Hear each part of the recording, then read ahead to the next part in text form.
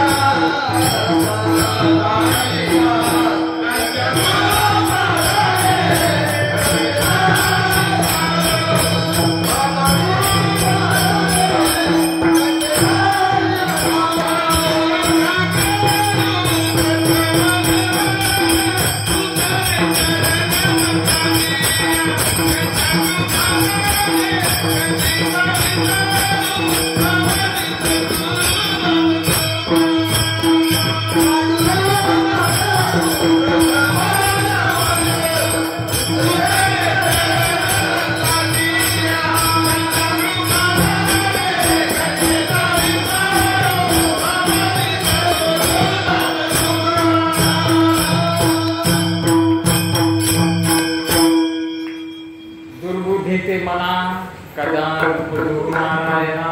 या ठिकाणी आपण सर्वप्रथम वंदने बापूराव महाराज यांना वंदन करून कार्यक्रमाला आरंभ करू. विठ्ठल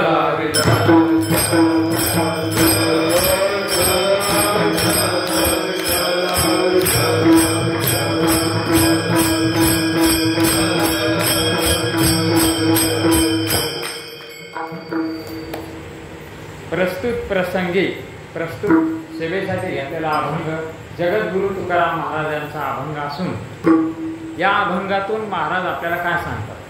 कारण हा जो संतांचा उत्सव आहे, श्री संत सावता महाराज यांचा संजीवन समाधी सोहळ्याचा उत्सवानिमित्त आपण सगळेजण एकत्र आलो आणि संतांच्या हा उत्साहामध्ये आपल्याला तुकाराम महाराजाच्या अभंगाची सेवा करायची. दुर्बुद्धीते मना कदा उपजो नारायणा. या ठिकाणी तुकाराम महाराज हा अभंग फार स्वतःसाठी त्यांनी लिहिलेला आहे. या अभंगाचं वैशिष्ट्य काय आहे? स्वतःसाठी त्यांनी हा अभंगची रचना केलेली आहे की दुर्बुद्धी ते मना कदा उपजो नारायणा. कारण कधीच माझ्या मनामध्ये दुर्बुद्धी आणि सद्बुद्धी, आपल्या ठिकाणी दोन्ही बुद्धी असतात, सद्बुद्धी असते आणि दुर्बुद्धी असते. मग दुर्बुद्धी निर्माण होऊ देऊ नको अशी प्रार्थना तुकाराम महाराजांनी कोणाला केली? देवाला केली. आता मजायसे करी, थोडक्यात आपण भावार्थ पाहू, नंतर चिंतन लक्षात घेऊ. आता मजायसे करी तुझे पाय चित्ती धरी. कारण माझ्या काय हातात नाही. आता तुकाराम महाराज काय म्हणले? माझं मन कोणी निर्माण केलं? देवाने. मग आता मजायसे करी तुझे पाय तुझे स्वरूप माझ्या चित्तामध्ये राहिलं पाहिजे असं काहीतरी कर. अशी प्रार्थना कोणाला केली? देवाला. आणि आपण बी अशी प्रार्थना कोणाला करायची? देवाला. उपजला भाव. कारण आता तुम्ही कीर्तनाला आला, प्रवचनाला येतात, धार्मिक कार्य करतात, हा भाव काय झाला? आता सगळ्याच्या ठिकाणी असा भाव निर्माण झाला का?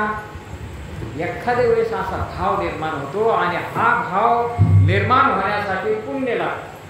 काय लागतं? पुण्य लागतं. उपजला भाव तुझे कृती सिद्धी जाऊ, म्हणजे जोपर्यंत शरीर आहे तोपर्यंत भाव हा असाच राहायला पाहिजे. नाही तर मग काही दिवस कीर्तनाला आणि काही दिवस तमाशा, मग ते भाव राहिला का? म्हणून तुकाराम महाराजांनी प्रार्थना केली का आता भाव उपजला, निर्माण झाला माझ्या हृदयामध्ये, परमार्थ करावा, देवाचं चिंतन करावा आणि जन्म मरणाच्या बंधनातून मोकळं व्हावा, असा भाव काय झाला? निर्माण झाला. आता हा भाव टिकून राहायला पाहिजे की नाही? काय राहायला पाहिजे? भावा. म्हणून त्यांना देवाला प्रार्थना केली, उपजला भाव तुझे कृपी सिद्धी जाऊ, आता मग ऐसे करी तुझे पाय चित्ती धरी. कारण या ठिकाणी दुर्बुद्धी आणि उपजला भाव या दोन शब्दाकडे लक्ष द्या. तुका म्हणे आता लाभ नाही या परत, आता असा भाव निर्माण होणं, परमार्थाबद्दल परमार्थ करावा, चिंतन करावा, जन्म मरणाच्या बंधनातून मुक्त व्हावा, असं रावणाला वाटत होतं का? सोन्याच्या घरात तो राहत नव्हता का? आपण तरी एक दोन अंगठ्या असले की आपण लगेच फुगतो, किंवा डुप्लिकेट सोनं घालून दे आपल्याला तरी अहंकार होतोच. पण सोन्याच्या घरात राहणारा रावण याला सुद्धा असा भाव निर्माण झाला होता की त्याला वाटत होतं, कोणाला? रावणाला वाटत होतं की आपण एका हिमालयाच्या गुहेमध्ये राहावा, बरं का, पुन्हा स्वच्छ गंगेचं पाणी प्यावा आणि हे राज्य कारभार हे काहीच नको, असं त्याच्या मनामध्ये भाव निर्माण झाला होता. कारण त्यांनी तांडव स्तोत्र असं लिहिलेलं आहे की कदा निरंत निर्झरे, मी कधी अशा स्वच्छ पाणी पेन गंगेच्या तीरावर एखाद्या गुहेमध्ये राहील, विकंज काटेरी वसंत, म्हणजे मी अशा गुहेमध्ये राहील आणि शिवे ते मंत्र उच्चारण कदा सुखी भवम भया. ते मला मी देवाचे असे, कारण तो कोणाचा भक्त होता? भगवान शंकराचा भक्त होता. शिवे ते मंत्र उच्चारण कदा सुखी, मी कधी सुखी होईल. कारण राज्य कारभार करत असताना त्याला काही कमी होतं का? पण दुर्बुद्धी काय निर्माण झाली? त्याला राज्य होतं, नोकर चाकर होते, सगळं होतं. आणि सीता काही एवढी सुंदर नव्हती, काळी सावळीच होती. पण त्याच्या मनामध्ये काय निर्माण झाली? दुर्बुद्धी निर्माण झाल्यामुळं सगळ्या त्याच्या देखत त्यांनी जे राज्य निर्माण केलं होतं, सगळं राज्य काय झालं? त्याच्या समोर नष्ट झालं. कशामुळं? दुर्बुद्धीमुळं. मग या ठिकाणी आपल्याला कोणती दुर्बुद्धी आहे? देहाला मी म्हणायची दुर्बुद्धी. शरीर कशाचं आहे? हरामासाचं शरीर, पंचमहाभूताचं अन्नमय कोश हा. काय हा? अन्नमय कोश. पण याला आपण काय म्हणालो? मी आणि माझं. कधीपासून म्हणालो? अनादिकाळापासून. मग देहाला मी म्हणलं की माझं म्हणलं की काय होतं? दुःख होतं ना. कारण पुन्हा जन्म मरणाचं रहाट गागलं. कशामुळे लागलं? मी स्थूल देहाला तुम्ही मी म्हणता, जो पंचमहाभूताचा आहे, याचं जर वर्णन केलं तर काय? हा पंचमहाभूताचा केस, कातडे, नाड्या, मांस, हाडे हे कशाचा आहे? आणि त्याला काही कळतं का? मग इथं जो कळण्याचा अनुभव आला ते कशामुळे आला? इथं जे देहामध्ये कळण्या, कानाद्वारे शब्द ऐकू आला तुम्हाला, कशामुळे आला? तुम्ही याच्यामध्ये प्रगट, तुम्ही कसे त्याच्यामध्ये आत्ता इथं प्रगट आहेत. जशी हवा आत्ता इथं आहे की नाही? श्वास घ्यालो की नाही आपण? मग हवेला आता आपण प्रत्यक्ष म्हणतो की नाही? कारण कशामुळं? सगळे शरीर जिवंत आहेत, म्हणून हवा इथं काय आहे? प्रत्यक्ष आहे. तसं जाणणारा इथं प्रत्यक्ष नाही का? पण तो हवेसारखा आहे का? हवा न दिसणारी सगळ्याला माहित, पृथ्वी दिसणारी सगळ्याला माहिती. आता न दिसणारी हवेला बी काही कळत नाही आणि दिसणाऱ्या पृथ्वीला बी काही कळत, आणि दोन्ही घटक आपल्या शरीरामध्ये आहेत आत्ता. मग त्याला कळत असेल का? मग आपल्याला अशी बुद्धी नाही का? बुद्धी आहे, पण बुद्धीचे वैभव आपल्या ठिकाणी नाही. बुद्धीचे वैभव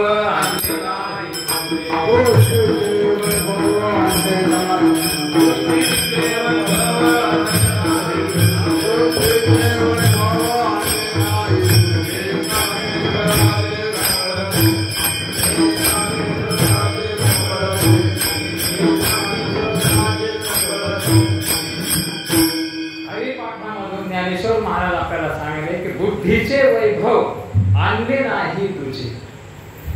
वेगळं बुद्धीचं वैभव काय आहे? संसाराला मोडणारी बुद्धी वैभवशाली बुद्धी नाही. संसार करणारी बुद्धी वैभवशाली बुद्धी आहे का? नाही. मग कोणती बुद्धी? जे ज्ञानेश्वर महाराज, तुकाराम महाराज हे काय आहे? यांच्याकडे बुद्धीचं वैभव. बुद्धीचे वैभव दुसरीकडे नाही म्हणले, आणले नाही तुझे. दुसऱ्या ठिकाणी बुद्धीचं वैभव नाही. कलेक्टर जरी झाला त्याला बुद्धीचं वैभव म्हणत नाही. डॉक्टर झाला ते बुद्धीचं वैभव नाही. काय म्हण? बुद्धीचं वैभव तुम्ही जन्म मरणाच्या बंधनातून पार करणं हे बुद्धीचं वैभव. नाही तर कलेक्टर व्हायला का लागतं? 12 घंटे 13 घंटे अभ्यास केला म्हणून लावून कलेक्टर होत. पण त्याने जन्म मरणाच्या बंधनातून मुक्तता मिळते का? एक नोकरी लागली तर एका जन्मामध्ये उदरनिर्वाहाची व्यवस्था झाली, एका जन्म मरणाच्या बंधनातून पार पाडायची व्यवस्था झाली, उदरनिर्वाहाची व्यवस्था झाली. पण जन्म मरणाचं बंधन आधी काळापासून आपल्या पाठीमागे. जन्म मरणाचे सरालो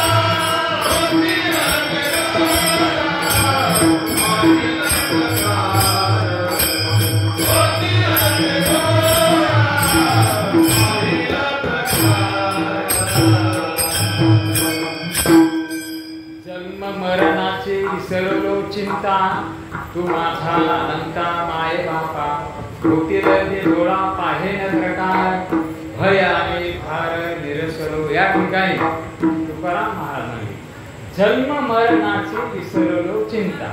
का? तू माझा अनंता. जर देवच मायबाप झाला तर जन्म मरणाचं दुःख आहे आपल्याला. पण ते देव आपल्याला मायबाप करून घेण्यासाठी घरी बसल्या जाऊन का? घरी बसल्या होईल का देव आपला? तर आपल्याला संतांच्या संगतीत यावं लागेल आणि या ठिकाणी लक्षात घ्यावं लागेल की देव कसा आहे, मी कसा आहे. आपल्याला वाटतं देव आपल्यापेक्षा मोठा आहे आणि देव कधीच बनला नाही तुमच्यापेक्षा मोठा आहे. तयासु अंतकरण जिता सकल काम उपशांता तया परमात्मा परोता दूर नाही. कारण स्वतः देव म्हणले की किंवा ज्याने आपलं अंतकरण जिंकलं त्याला देव दूर आणि दुसरा वाढत. कारण या हृदयामध्ये जो रामू तो सर्व सुखाचा भ्रांतासी कामू. आपल्या हृदयामध्ये देव आहे. नाही आपणच देव आहोत. आणि तो वैकुंठाचा जो ब्रह्मांड नायक तो म्हणाले तुम्ही तुमच्या हृदयात. मग देवन आपण दोन एक आहेत. दोन म्हणणं सुद्धा सहन होत नाही, एकच आहे. मग या ठिकाणी आपण जर देव आहोत तर आपल्याला जन्म मरणाची चिंता का लागली? कारण आपण असं लक्षात घेतलं नाही की आपण देवन आपण दोन आहोत, स्वरूपाने एक आहोत की नाही आपण. उपाध्या जरी वेगळ्या असल्या तरी या ठिकाणी जन्म मरण होतील ते डोळा पाहेन प्रकार भय आणि भार. भय म्हणजे जन्म मरणाचा. आता भय राहिला की तुम्हाला संतांच्या संगतीत आल्यावर न मरण लक्षात आल्यावर तुम्हाला कोणतं भय नाही राहिलं, मरणाचं भय नाही राहणार. तुम्हाला कळालं की मरण माझं नाही. आणि ज्याला मरण आहे ते कधी चिंता करतं. शरीराला काय समजा ढोबळ मानाने आपण शरीर जन्मलं म्हणतो, वाढलं म्हणतो, तरुण झालं म्हणतो, म्हातारं झालं म्हणतो आणि दष्ट झालं म्हणतो. मग आता त्याला कधी चिंता आहे का? आपण म्हातारं झालं बाबा आपलं कसं होईल पुढं आता, है ना. मग तरुणपण, बालपण, तरुणपण, म्हातारपण, पुढं काय सरपण. सरपणच नाही याला. मग ही व्यवस्था कशाची आहे? तुमची आहे का शरीराची? सरपण कोणाला लागतं? मग आता तुम्ही उगत तुमच्या मनावर धरलं की आपण म्हातारे झालो, है ना. मग आपल्याला पुढं काय पाहिजे? आता सरपणच पाहिजे ना. मग आपल्याला सरपण पाहिजे का? आपण स्वरूपाने न दिसणारे, न मरणारे, अखंड आहोत.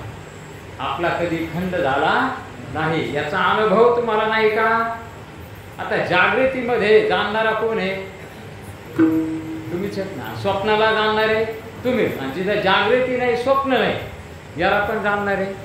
मग तुमचा कधी खंड आहे? अखंड आहे तुम्ही. आणि जो अखंड आहे तो देव सुद्धा काय आहे? अखंडच आहे. म्हणून तुकाराम महाराज म्हणे गीता भागवत करीती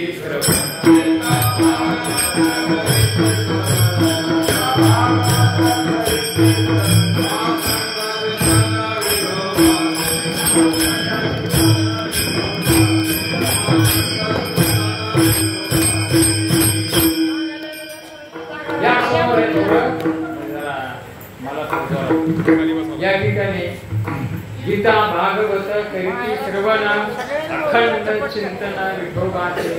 कारण अखंड कोण आहे? देव. म्हणून ज्ञानेश्वर महाराज तुकाराम महाराज म्हणले गीता भागवत अखंड चिंतन करा. कारण तुम्ही अखंड, देव अखंड. म्हणून चिंतन कसं झालं पाहिजे? अखंड. आपण अखंड आहोत ना. आपल्याला कुठं आपण खंड कुठं झाला आपला? आता जागृतीमध्ये स्वप्न नाही. आता स्वप्न कुठे बरं? पण जाणणारा आहे की नाही? हा, स्वप्नाला जाणणारा इथं आहे की नाही? आता स्वप्नामध्ये जागृती नाही पण जाणणारा आहे. आणि स्वप्न नाही, जागृती नाही, तरी आपण आहोतच. असं ज्ञान होणं किती पैसे द्यायला असं ज्ञान होईल?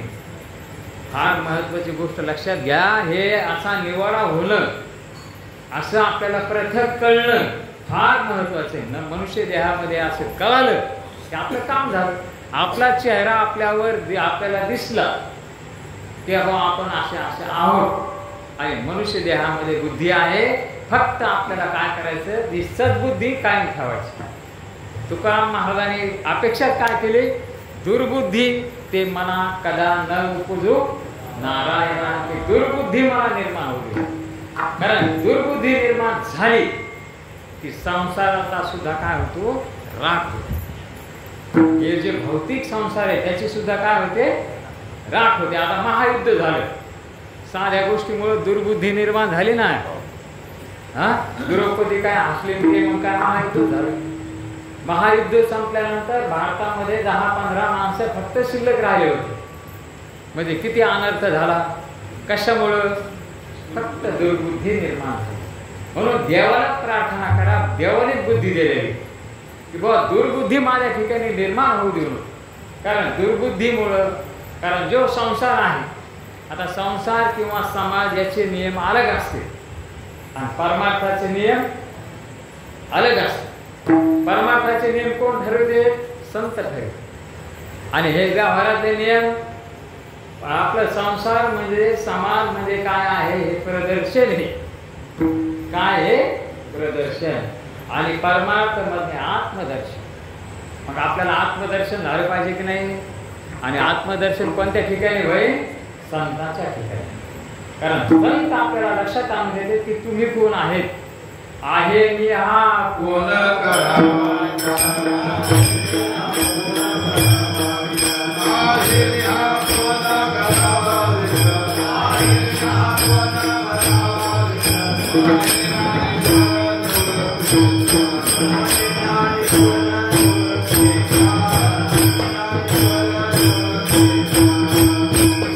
ज्ञानेश्वर महाराज म्हणले आहे मी हा कोण करावा विचार म्हणे ज्ञानेश्वर निवृत्तीचा म्हणे मी निवृत्ती मी कोण आहे असं कोणाकडून लक्षात घेतलं निवृत्ती महाराज कारण मी ज्ञानदेव क्रमानं आत्मा हा ज्ञान सर्वा घटी पूर्ण एक नामे ज्ञान दे कारण ज्ञानेश्वर महाराजांनी निवृत्ती महाराजाकडून ज्ञान दिलं तिथले संपूर्ण माझ्या हाती तेच ब्रह्मरूप आपण निर्गुण आहोत हे कोणाकडून घेतलं लक्षात निवृत्ती नाथाकडून लक्षात घेतलं तेच महाराजाकडून आपल्याला लक्षात आलं की आपण कसे आहोत निर्गुण आहोत पण आता हे जो सगुण संसार आहे याचं प्रदर्शनाचे आपण नादे कपडे भारी घातले दागिने घातले हे काय झालं प्रदर्शन बरं दागिने आपण करून आणले बायाने आणि घरी ठेवले तर कर्म का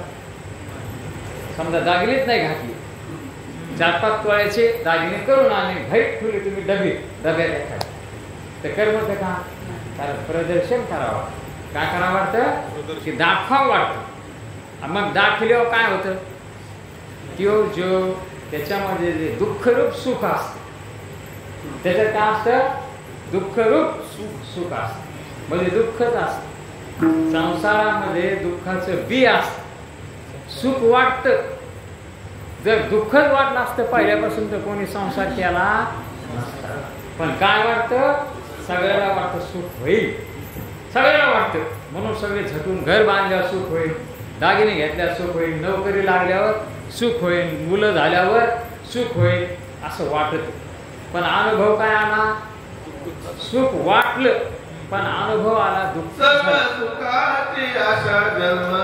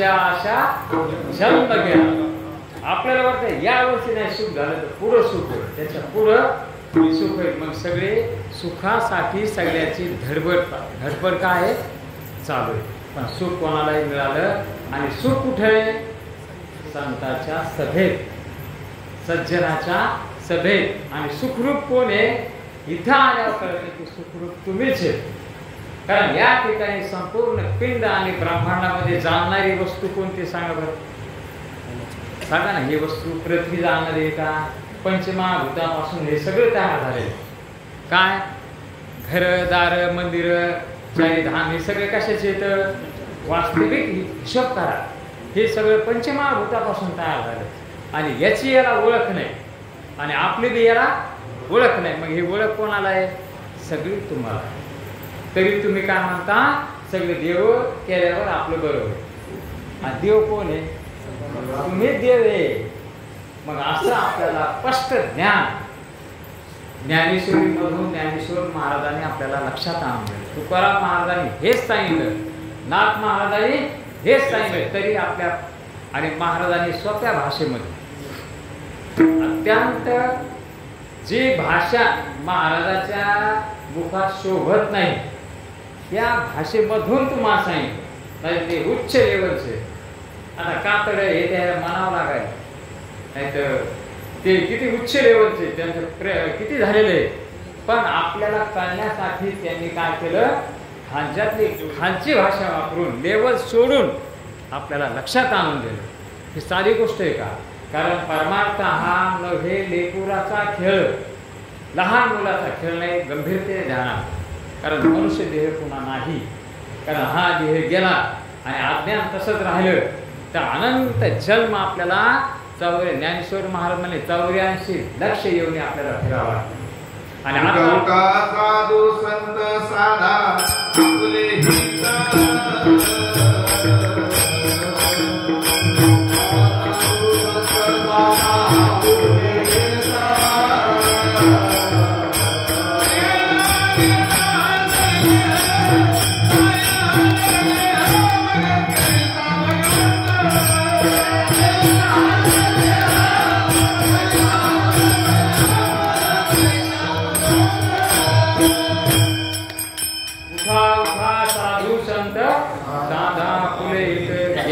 गेला हा नरदेह, मग कैसा भगवंत.